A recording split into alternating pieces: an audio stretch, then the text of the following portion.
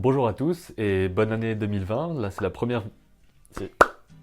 Ça t'a fait rire le bruit aussi? Première vidéo de l'année 2020 et on commence cette année avec une vidéo sur le voyage et ce que j'emporte avec moi parce que maintenant ce que j'emporte en voyageant c'est littéralement tout ce que je possède ou presque. On n'a plus d'appartement, on est parti avec chacun un sac à dos et une valise et je vais vous parler justement de ce qu'il y a dans ce sac à dos et cette valise pour ma part. Ah Durant ce voyage, qui n'est pas vraiment un voyage de vacances, parce que je continue à travailler pendant, comme là par exemple, j'ai trois choses principales que je dois pouvoir faire avec le matériel et les objets que j'emporte avec moi, à savoir travailler, donc pouvoir dessiner, faire des vidéos, communiquer avec d'autres personnes, et me vêtir et me laver. Voilà. Parce qu'après, le côté nourriture, ça n'a pas tellement de rapport avec le matériel que j'ai avec moi. Donc par rapport au côté de travail, il y a déjà l'iPad et le stylet, donc qui sont les principaux outils que j'utilise pour dessiner, pour faire du montage, pour communiquer avec toutes les personnes avec qui je travaille. Il y a aussi cette caméra, donc le Canon G7X, qui est la caméra que j'ai utilisée pas mal de temps. Et depuis quelques temps maintenant, j'ai aussi ce téléphone-là, donc l'iPhone 11 Pro, qui me permet de faire des vidéos de plus haute qualité en 4K quand je dois filmer certaines choses. Donc là c'est pas le cas parce que cette caméra ne fait pas ça, mais je garde cette caméra là pour avoir ce genre de flou à l'arrière et ce genre de, comment dire ça, de style d'image que je peux pas tellement avoir dans les mêmes conditions avec le téléphone. Il y a aussi son trépied qui est vachement important, donc là vous le voyez pas mais je suis avec un trépied Joby qui est complètement harnaché à une lampe. Et par rapport au trépied, j'ai aussi emporté un énorme trépied de la marque Manfrotto, donc je vous l'avais montré dans une vidéo sur comment filmer ses dessins en vue de dessus. Et c'est un trépied qui est évidemment beaucoup plus massif, déjà il est en plusieurs parties parce qu'il y a d'abord la grosse partie trépied et il y a ensuite la rotule qui se met par-dessus. Et je l'intraballe avec moi depuis on va dire une semaine et demie ou 2 semaines et je me rends compte que c'est vachement encombrant, j'allais dire entraînant, non, encombrant. C'est pas vachement entraînant non plus, c'est pas... Donc je l'utilise tellement rarement que je me dis qu'il serait certainement mieux dans un bureau par exemple, si à un moment donné avec mon équipe on a un bureau pour travailler. Il sera là-bas parce que j'ai pas du tout besoin de me balader tout le temps avec et pour l'instant et en plus il est harnaché complètement à ma valise avec une... comment on appelle ça ? Une sangle. Et en plus, si je veux filmer des choses en vue de dessus, j'ai remarqué que je peux utiliser le même petit trépied que j'ai ici et juste l'accrocher à un angle de table, n'importe quelle table fait l'affaire. Et ça filmera l'iPad ou mes carnets exactement de la même façon, plus ou moins. Donc je pense que c'est quelque chose qui restera dans un endroit fixe et que je ne bougerai pas avec. Cet endroit fixe étant pour l'instant chez mes parents, étant donné que j'ai encore ma chambre là-bas et que j'ai laissé des affaires, notamment les anciens carnets que j'ai pas voulu jeter. Il y a aussi quelques livres techniques, notamment les livres sur l'animation et le dessin, donc ceux que j'ai conservés, ils sont là-bas. Et il y a aussi, très important, nos vélos et nos matériels de camping qui sont dans la cave et qui peuvent être récupérés à n'importe quel moment si on veut repartir à vélo, faire des campings, tout ça, ce qui n'arrivera certainement pas avant l'été. Donc j'ai simplement gardé un petit carnet format A6, j'imagine, avec un ou deux marqueurs si jamais vraiment je veux faire des schémas ou prendre des notes sur un carnet, mais ça arrive jamais en ce moment, donc je suis même pas sûr de le garder plus longtemps que ça, on verra bien. Ça peut vite devenir une sorte d'obsession aussi, ça, d'essayer d'avoir le moins de choses possible, mais ça me plaît de faire ça et j'ai vraiment l'impression que la valise pourrait juste ne plus être là, parce que j'ai déjà voyagé quelques fois pendant une semaine ou 15 jours avec seulement un sac à dos et je m'en sortais très bien. Et la différence entre voyager 15 jours et voyager un an, elle se sent pas tellement en fait, dans les affaires qu'on utilise au quotidien, à part les vêtements dont on parlera après. Mais là, je me balade avec des choses qui me permettent de tenir en hiver, donc normalement, je peux tenir tout le reste de l'année aussi. Niveau matériel, j'ai aussi le chargeur de cette caméra, forcément, avec les batteries. J'ai un disque dur externe Wi-Fi qui me permet de passer entre la caméra, le téléphone, l'iPad, pour vraiment transférer des fichiers et aussi en sauvegarder quelques-uns, les plus importants parce que les autres je les enlève simplement, je les supprime. Je garde seulement les fichiers les plus importants, donc ceux sur lesquels j'ai travaillé avec plusieurs personnes, donc on est un certain nombre à en avoir besoin et on peut me demander de les ressortir à un moment donné, donc ceux-là je les garde. Mais le reste, comme par exemple les rushs de ces vidéos-là, ils n'ont pas tellement d'importance, je peux toujours récupérer la vidéo sur YouTube si je veux juste un moment, donc je les garde pas. Niveau matériel électronique, il y a encore pas mal de choses. Il y a par exemple le panneau solaire que j'avais utilisé pendant que je faisais un voyage à vélo, qui est vachement utile quand on est dehors à l'extérieur. Oui, forcément. Mais sinon, il sert pas tellement, il est un petit peu encombrant, donc je me dis qu'il pourrait rejoindre les affaires de camping qui sont avec mon vélo et qui serviraient seulement quand j'ai le vélo. Il y a aussi quelque chose d'assez important, à savoir une batterie externe, donc celle que j'ai, je crois qu'elle fait 20 000 mAh. J'ai aussi une clé USB qui peut toujours me servir à transférer un fichier que je dois imprimer par exemple à la poste ou ailleurs avec une clé, donc c'est assez utile. J'ai aussi maintenant un chargeur sans fil, donc c'est pas indispensable, mais j'aime bien avoir ça. J'arrive dans un hôtel ou n'importe où je vais dormir, je branche ça et je peux à n'importe quel moment poser mes écouteurs ou mon téléphone pour le charger. Je trouve ça vachement bien. Donc j'ai pas que des trucs vitaux, évidemment, j'ai aussi des choses que je trouve cool.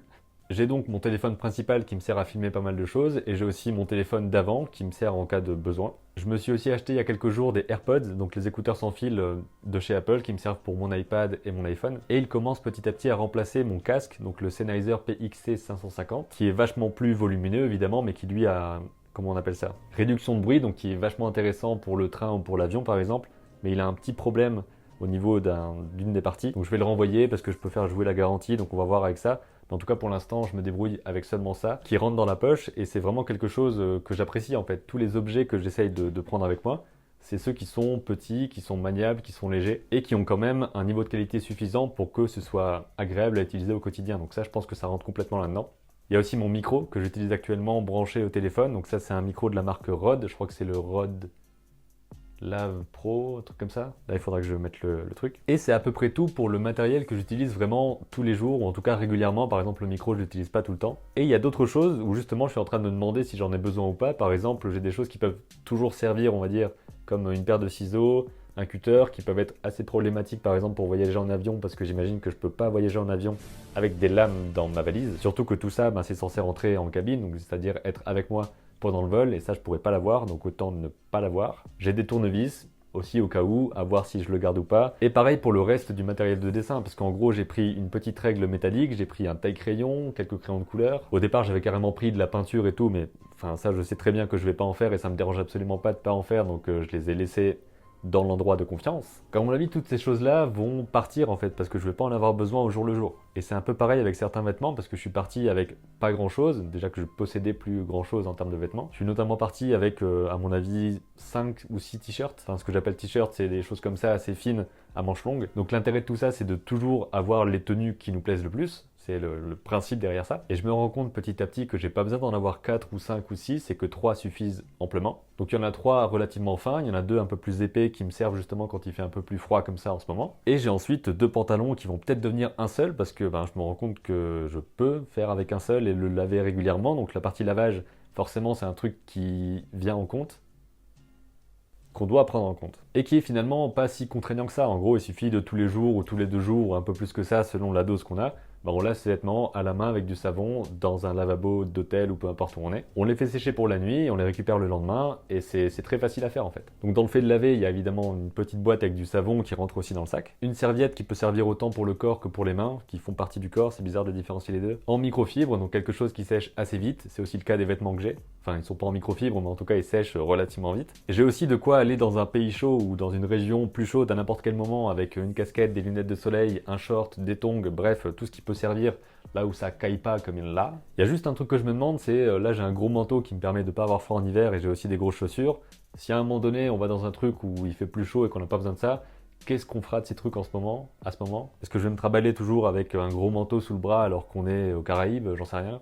Absolument pas prévu d'aller aux Caraïbes, mais pourquoi pas, on verra. Après, il y a d'autres trucs indispensables évidemment, comme un portefeuille, une ou plusieurs cartes bancaires, un passeport, des cartes de réduction si on en a pour le train, bref, les choses basiques pour pouvoir voyager. Ah oui, il y a 2 petits trucs aussi en plus, c'est 2 petits cabas comme ça. Donc des cabas en toile. Il y en a un qui sert pour mettre les vêtements sales, pour pouvoir les transporter ou juste pour dire qu'ils sont sales et les différencier. Et un autre qui sert pour aller faire les courses par exemple, ou pour transporter n'importe quoi, ça rentre dans une poche de manteau, c'est pratique. Et dans l'absolu, je me dis que une fois que j'aurai des affaires dans mon sac qui prennent toute la place de mon sac, je peux éventuellement transporter d'autres trucs dans ce cabas-là, et pas forcément avoir la valise avec moi. Et j'y pense, il y a un autre truc que j'ai aussi dans mon sac, c'est un parapluie qui nous sert relativement souvent. Voilà en gros pour le matériel et les affaires que j'ai avec moi. J'ai aussi 2 livres que j'ai reçus à Noël. Il y a un livre sur, on va dire, la productivité et l'organisation des différentes tâches dans sa vie, sélectionner l'essentiel et pouvoir éliminer les autres, etc. Tout un truc dont je vous parlerai certainement dans une vidéo résumée de ce livre. Et j'ai aussi un livre qui lui est bien plus gros de Tony Robbins sur l'argent et la gestion de l'argent et l'indépendance financière. Donc ces livres-là prennent pas mal de place évidemment. Il y en a un qui rentre dans le sac et l'autre qui pour l'instant ne rentre que dans la valise. Mais une fois que ce sera lu, je pense qu'ils vont être donner à quelqu'un que ça... Je crois que vous avez saisi l'idée. En gros, ces livres-là ne vont pas rester avec moi pour toujours. Mais ça me plaît quand même bien d'avoir des livres papier avec moi. En tout cas, un. Là, j'en ai eu plusieurs, mais un. J'ai aussi une gourde en plastique avec moi que peut-être qu'un jour je changerai pour une gourde en pas plastique. Je sais pas encore en quoi parce que c'est pas forcément le meilleur truc de boire dans du plastique. Éventuellement, dans le futur, j'aimerais bien aussi avoir des petits couverts que j'emporterai avec moi un peu partout. Enfin, même carrément partout, parce que moi, j'en ai pas. Hein, toi t'en as, mais moi j'en ai pas. Et comme dernière partie de la vidéo, je vous propose de répondre à quelques questions que vous m'avez envoyées là-dessus justement. As-tu des objectifs précis niveau achat-dépenses ou c'est au feeling? On n'a pas vraiment de budget défini. En fait, mon seul budget défini, si on peut dire ça comme ça, c'est que j'ai une certaine masse d'économie et je me dis que dès qu'il me reste une certaine somme, à savoir de quoi vivre relativement bien pendant 6 mois ou un an, je rentrerai dans une sorte de zone rouge où là, il faut vraiment faire en sorte de gagner plus d'argent. Donc pour le moment, on se concentre sur savoir qu'est-ce qui va nous permettre de gagner plus d'argent que ce qu'on a pour l'instant, mais on a un petit peu de fonds pour pouvoir vivre pendant quelques temps comme ça. Donc je préfère vraiment déjà faire attention évidemment à ce que je dépense et pas faire n'importe quoi, mais je préfère me demander comment est-ce que je peux gagner davantage pour pouvoir l'utiliser, plutôt que de me restreindre par rapport aux ressources que j'ai et me mettre une sorte de plafond alors que je pourrais viser plus haut. Pourquoi le nomadisme? Quel sens a pour toi ce projet?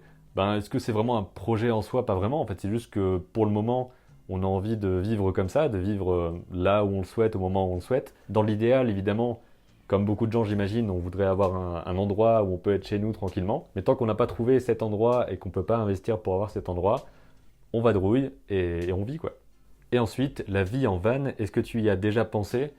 Ça m'est passé par la tête, mais bon déjà moi j'ai pas le permis personnellement donc je pourrais pas rouler un van. On va dire que ça offre plus de liberté d'un côté et plus de contraintes d'un autre côté, parce que déjà il y a la contrainte de se déplacer, l'essence, le parking, toutes ces choses-là. Donc ce serait quelque chose d'envisageable, je sais pas si on est fait vraiment pour ça ou pas, enfin c'est une possibilité on va dire, mais pour l'instant c'est pas le cas.